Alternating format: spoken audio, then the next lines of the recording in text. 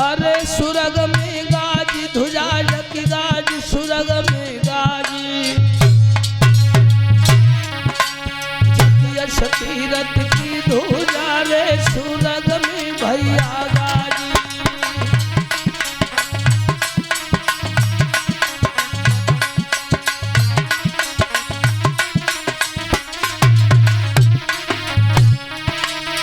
प्रजा करे आनंद भूप के संग नीति बड़ी प्यारी और बढ़ने लागी जो तेरे नारे खल हत्याचारी।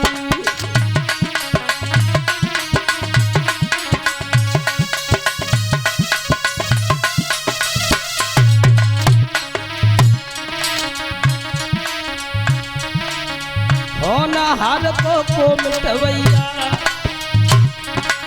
और जो विधना ने लिखो बनाए और यज्ञ करिए शिव राजा ने और तब दे बनने करो विचार।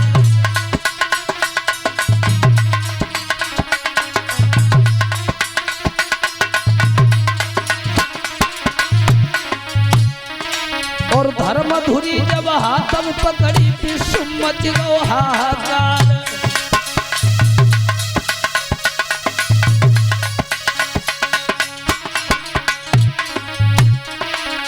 अरे गंगा पे कथा बखानी ओके सो राजा शिव भोदानी।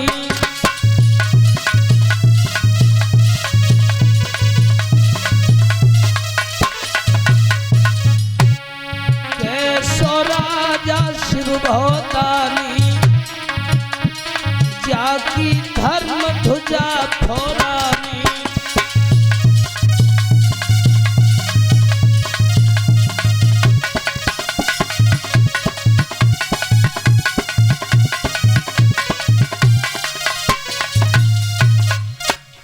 भक्तों ध्यान रखना, राजा शिव बहुत बड़े महान प्रतापी राजा थे, बड़े ही दानवीर थे। उन्होंने 99 यशवेद यज्ञ किए थे। 99 जब 100वां यज्ञ कर रहे थे स्वर्ग के लिए राजन परीक्षित, तब देवता भयभीत हुए हैं। अच्छा एक बात और बता दे भाइयों, जा कुर्सी को चक्कर स्वामी जी बैठे ना है जिस सत्ययुग त्रेतायुग द्वापर से चल रहा है कि कोई जा कुर्सी या छोड़ वो चाहती ना है। तो इंद्र बेचैन हुआ कि राजा शिव का यज्ञ पूर्ण हो गया तब फिर मेरी ये कुर्सी चली जाएगी, मेरा इंद्रासन चला जाएगा। भाइयों इंद्र किसी व्यक्तिगत नाम नहीं है। जो 100 यज्ञ पूर्ण कर लेता है वही उत्तर अधिकारी बन जाता है इंद्र की पदवी का। तो देवराज इंद्र बेचैन हुआ, राजा शिव का यज्ञ सफल हो गया तो मेरा इंद्रासन चला जाएगा। इन हालातों में क्या करूं क्या न करूं। राजन परीक्षित अमरापुर में देवताओं को इकट्ठा किया है इंद्र ने। जब देवताओं को इकट्ठा किया और तब ये चर्चा की है कि ऐसा कोई देवता है जो राजा शिव के यज्ञ को विध्वंस कर दे। समस्त देवता गर्दन झुका झुका करके बैठे थे कि हम उस महान प्रतापी राजा शिव का सामना करेंगे तो करेंगे कैसे। जब देवता 79 हुए हैं वाणी से कोई उत्तर नहीं आया। उस समय अदिति पुत्र इंद्र ने कौन सा कर्म किया है।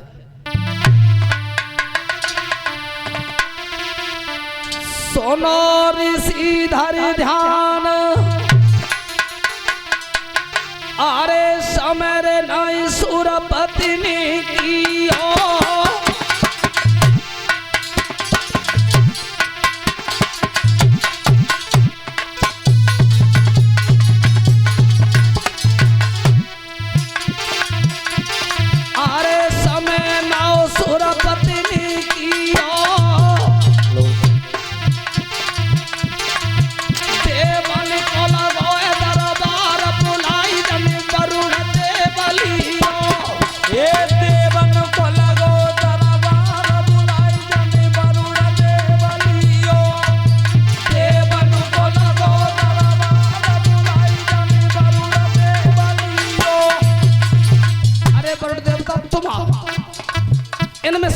नहीं है कि राजा शिव के यज्ञ को विध्वंस कर दे।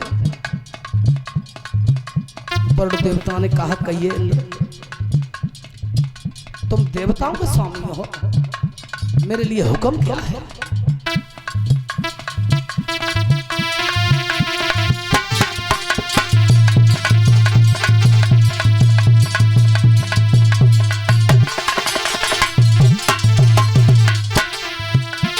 रहो सुरपति समझ आई बात तुम मेरी सुन लियो,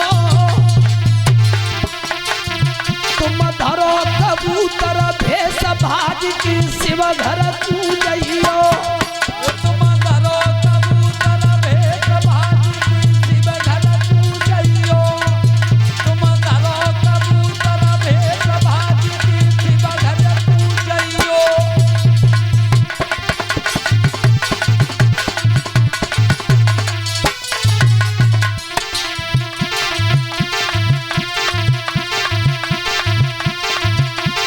अरे समय नहीं पल भर की लाऊं, तुम जाएगी रोश गोद बाज बलि पीछे ते आऊं। ये तुम जाएगी रोश गोद बाज बलि पीछे ते आऊं। तुम जाएगी रोश गोद बाज बलि पीछे ते आऊं। सुनिए वरुण, तुम तो बनो कबूतर और मैं बन रहा हूं बाज। तुम आगे आगे चलना और मैं तुम पे धावा बोलूंगा।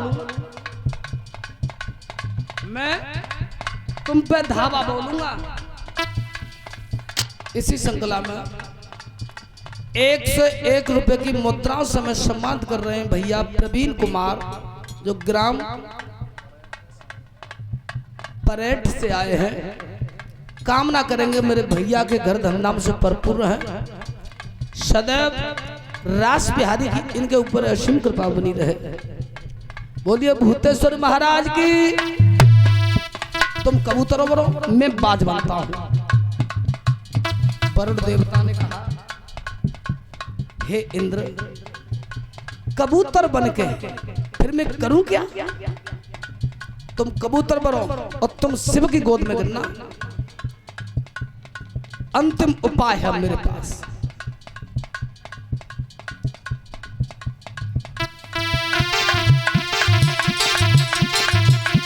अरे बात यजमानी अच्छी है, अरे बात यजमानी अच्छी है, और इंद्र बन गो बाजू देवता बन गए पक्षी है। ये तबाई इंद्र बन गए बाज देवता बन गए पक्षी है। तबाई इंद्र बन गए बाज देवता बन गए पक्षी है।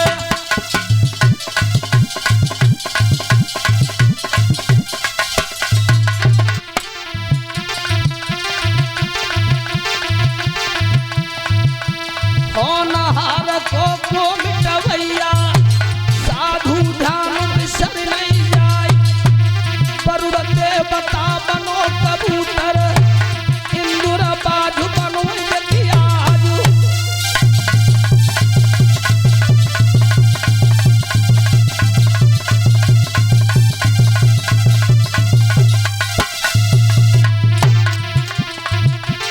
दो भाज रहे अंबर में,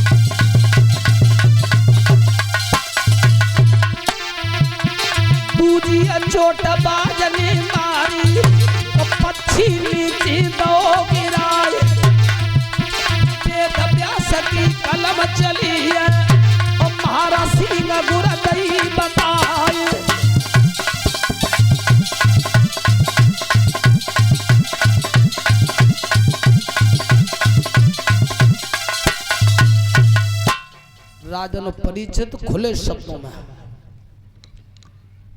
इंद्र देवता ने वरुण को सावधान किया कि तुम तो बनो कबूतर और मैं बन रहा हूं बाज, और सुनो हमला भी तुम पे ही करूंगा, मैं हमला भी मैं तुम पे ही करूंगा। राजन परीक्षित जब कबूतर बना है देवता आकाश में उड़ रहा था और पीछे बाज बन के इंद्र चला है। जिस समय झपेटा मारता है ऐसा झपेटा मारा पंजों का कि गर्दन से खून बहने लगा। जब खून बहने लगा और उसी जगह पर पहुंचे हैं जहां पर राजा शिव बैठे हुए यज्ञ कर रहे थे। तो ध्यान रखना, जिस समय आकाश मार्ग से वो पक्षी कबूतर और राजा शिव की गोदी में गिरा है, जब गोद में गिर गया था उस समय भाई और राजा शिव ने विचार किया कि ये मेरी गोद में ये पक्षी गिरा है।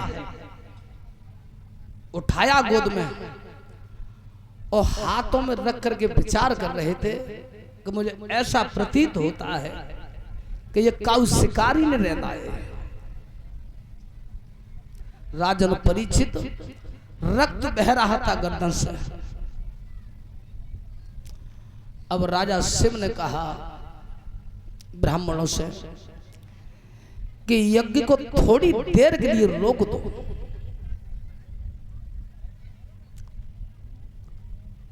राजन परीक्षित तब तक पीछे से बाज बन के इंद्र देवता आया है, जो बाज रूप में है। हे अभिमन्यु नंदन, जैसे ही बाज के स्वरूप को देखा है शिव ने, सोई समझ गए कि ये अपने प्राणों को बचा करके जब बाज से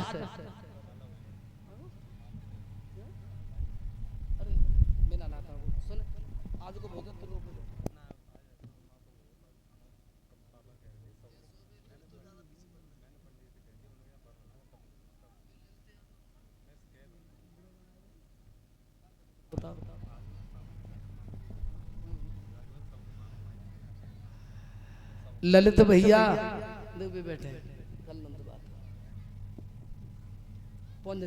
संशोधन करके मुंह बता दियो, ठीक है। बोलिए गोविंद भगवान की। अब राजा शिव ने विचार किया कि जी प्राणों को बचा करके मेरी गोद में गिरा है, मेरी शरण में। पीछे तो बाज ने कही, महाराज ला जब कबूतर ते प्रेम कर लो हो तुमने तो अब जब मुंह दे दो जी मेरो भोजन है और तुम इससे प्रेम कर रहे हो। उस समय कबूतर एक एक आंसू में से 9 आंसू डाल रहा था। राजा शिव ने फिर पुचकारा, अरे पक्षी कबूतर, तू मेरी शरण में आया है, मैं तुझे शरण दूंगा, रोना नहीं। अब तेरे प्राणों की रक्षा ये राजा शिव करेगा। भाइयों ध्यान रखना, लेकिन जान नहीं पाए थे राजा शिव ये कबूतर है या ये कपट नीति लेके आया है। क्या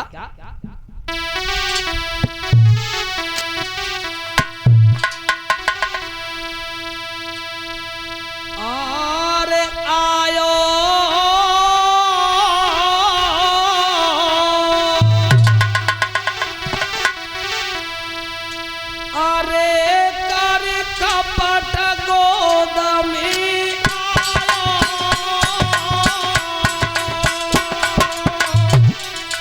आयो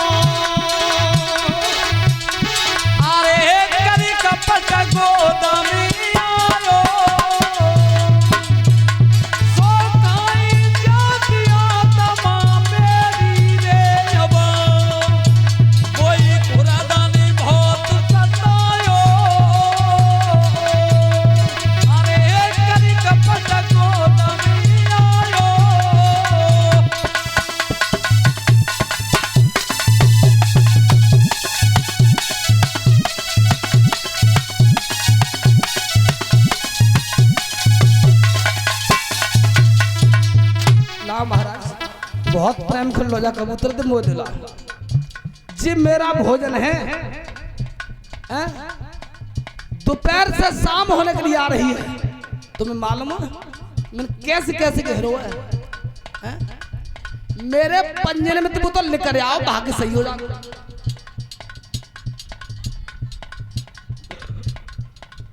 इसी श्रृंखला में मानव श्री बंसी यादव सनोप श्री पदम सिंह यादव बिजली घर इनकी तरफ से 101 रुपए का पुरस्कार आया है। कामना करेंगे कि भैया के घर धमधाम से भरपूर रहे, सदैव धर्म की ओर हाथ बढ़ते रहे। बोलिए गोपेश्वर भगवान की। और नीचे लिखा है श्री कृष्ण मेरे देवरिया। अच्छा तो बेटा नेक दिन इंतजार करो 10 मिनट सोई दी ठीक है। हाँ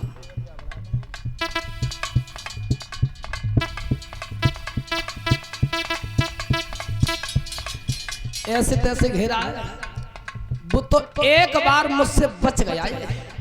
क्या तुम्हें दिखाई नहीं दे रहा है इसके रक्त बह रहा है मेरे पंजने में तने करेगो और तुम्हारी गोद में गिरा है और जिम मेरा भोजन हुआ और जाके तुम रक्षा कर रहे हो।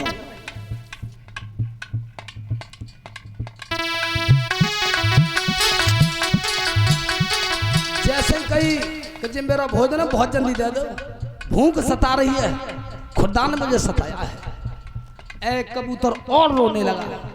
राजा शिव ने पुनः हाथ फिराया है। अरे पक्षी तू रोना नहीं तू मेरी शरण में आया है मैं तुझे शरण दूंगा। उस समय बाज ने प्रश्न रख दिया था कि सुनो महाराज क्या तुम मेरे भोजन दे दो तुम अगर तुम मेरे आहार को नहीं दोगे मेरे भोजन को नहीं दोगे तो मैं तुम्हारे इसी यज्ञशाला में और अपनी आत्महत्या करके मर जाऊंगा। मैं अपने प्राणों को दे दूंगा। नहीं बाज मरने में तुझे भी नहीं दूंगा मरने तुझे भी नहीं दूंगा तुझे भोजन के बदले भोजन दूंगा मैं भोजन के बदले भोजन। महाराज मेरे भोजन को नहीं दोगे कदाम नहीं मेरा मांस ले ले तू मैं अपनी काया का मांस दूंगा तुझे। तो सुनो महाराज जब कबूतर की तुम रक्षा कर रहे हो तो फिर मेरी एक शर्त है तुम्हारे सामने। कौन सी है?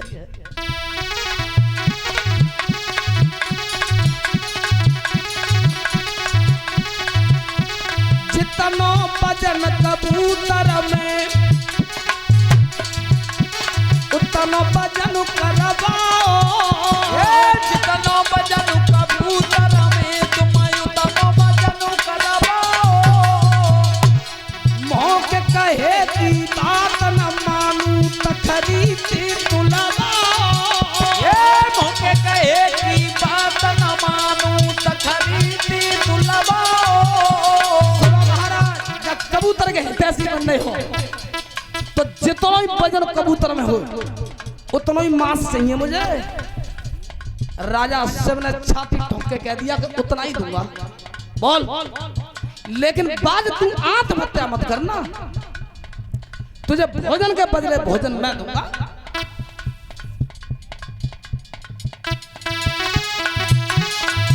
तो एक मारी एक पूजाऊं रे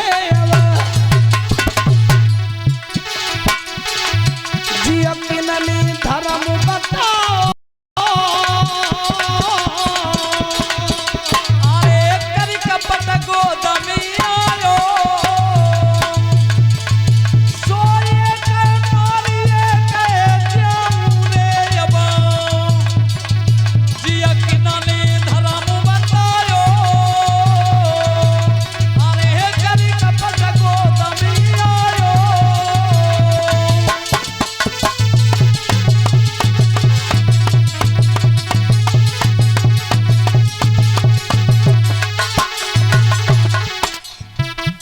एक का मरवा दूं और एक जिया दूं, ये भी तो धर्म नहीं कहता है। अगर मैं न्याय नहीं कर पाया तो मुझसे राजा शिव कहेगा कौन, मुझे राजा की उपाधि कौन देगा। चिंता मत करना बाज, उतना ही मांस दूंगा मैं तुझे। श्री सुखदेव जी कहते हैं राजन परीक्षित, तब तो राजा शिव ने कर्म कौन सा किया है।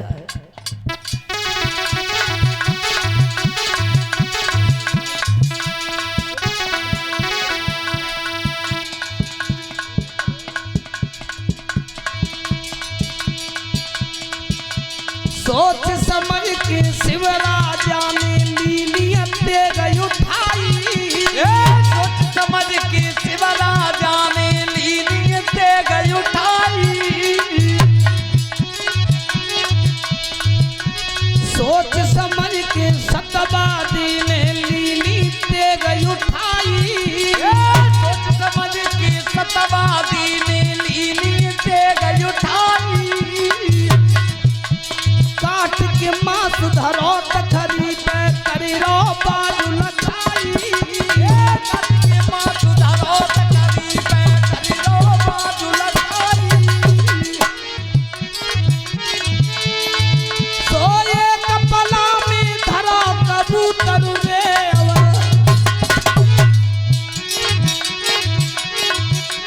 तोला पकड़ी उठायो।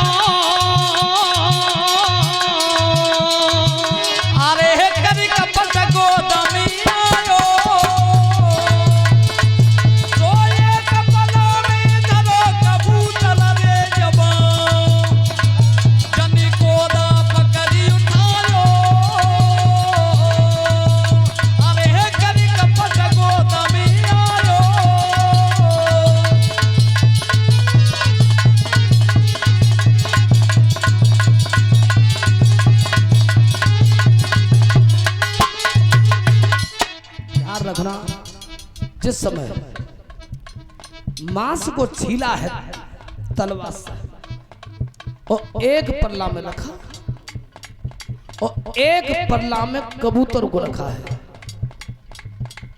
राजा परीक्षित जब जान लिया था राजा ने,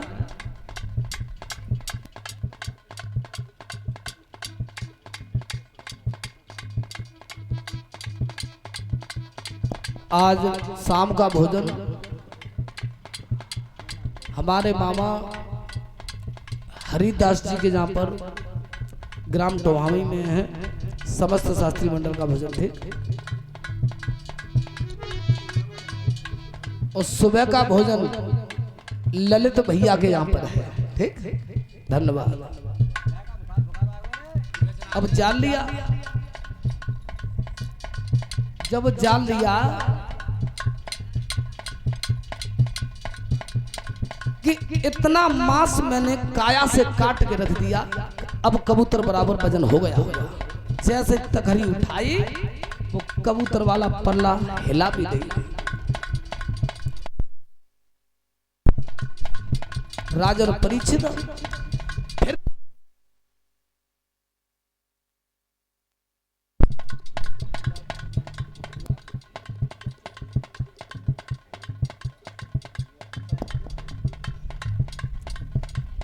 राजन परीक्षित आज फिर राजा ने मांस को छीला और फिर तराजू में रखा पल्ला में, लेकिन कबूतर वाला पल्ला हिला नहीं।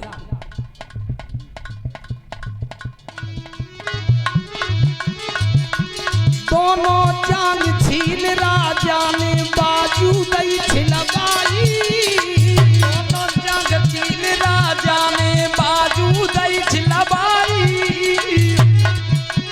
दोनों जान छील राजा ने बाजू तब छिलवाई।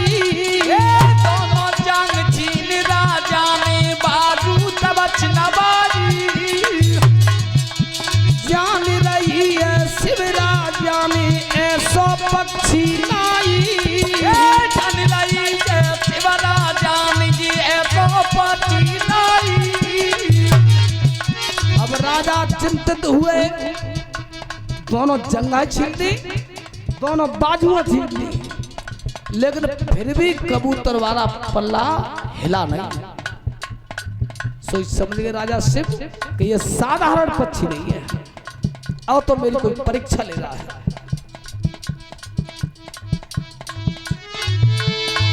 तो सबरो अंग धरो तखरी पे रे अजू, सारा शरीर पल्ला पर रख दिया। तब इंद्र घबराया,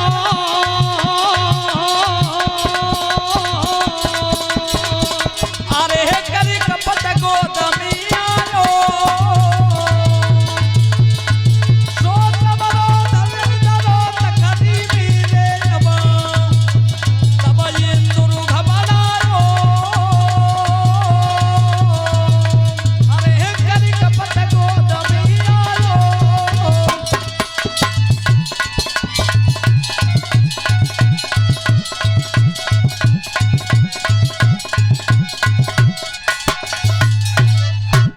भाइयों ध्यान रखना, सारा ही शरीर एक पल्ला पर राजा शिव ने रख दिया था। उसी समय देवराज इंद्र भयभीत हो गया था। बोलिए गोविंद भगवान की। एक भगवान के नाम का कीर्तन बोल लो ताली बजा करके।